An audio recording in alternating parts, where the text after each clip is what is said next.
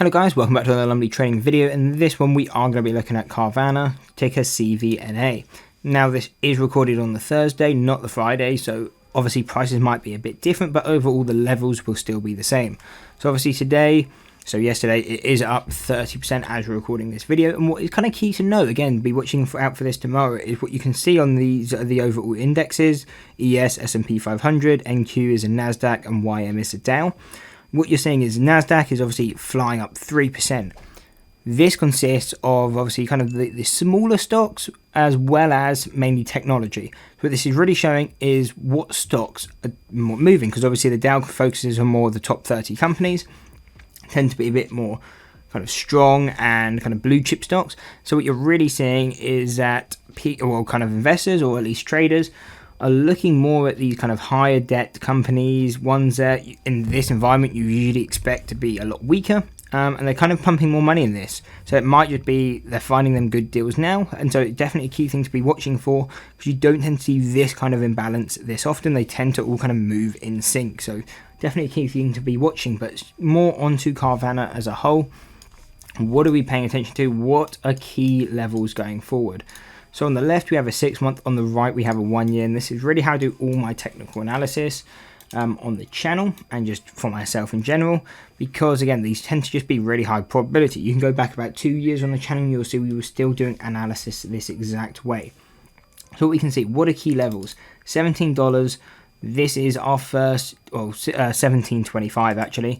This is our first deviation over on the 6 month. Now this was hit today, so we can see firstly how did it react coming into this level.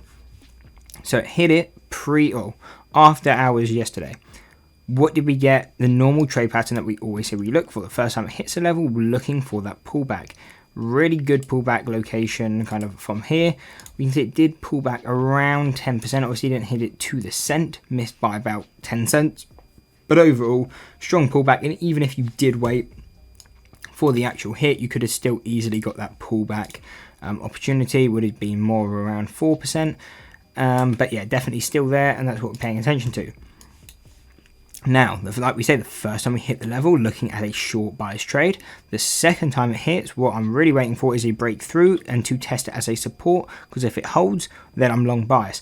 And really, it just did this again, tapped it a few times, but no solid breakthrough until here at 8:10 yesterday morning. Broke through, and then it came back for the retest of support. You can see held, and then that's really where the big move came.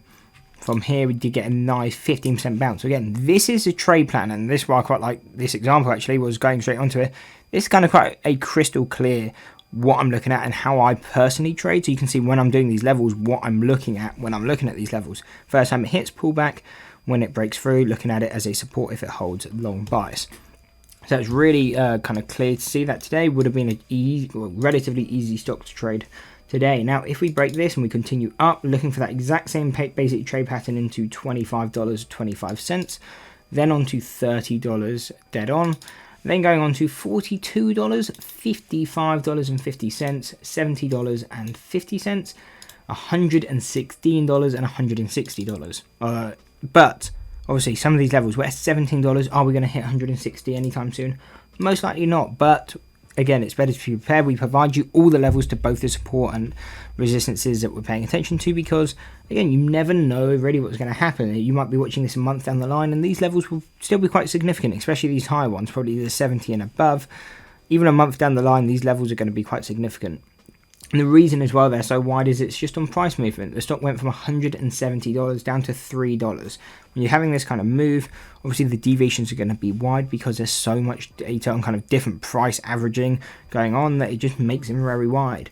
But what are we looking at then from a support perspective? So really there is only one support, and the reason for that is you can see our first deviation on the 6 month, negative $8. And our statistical mean on the 1 year is negative 20. Obviously, we cannot trade into the negative. So what this tells me is, yeah, the only support we have is at 450, very far from where we are now. If it gets there, then yeah, definitely something I'm paying attention to, but very far off for now. So probably not something all that likely to happen. Obviously, there will be other supports you can be paying attention to on the way down. These are just going to be the key psychological levels. So really hold dollars. Obviously $10, $12.50, $15 are also going to be support, so just be paying attention to them. But again, those kind of levels, if it's psychological, I tend to only day trade. The deviations, I can definitely look at more of a swing trade, especially when we can be hedging with options. So that's kind of my overall breakdown on Carvana. Hope you enjoyed the video. If you did, why not drop a like and subscribe and check out this analysis video.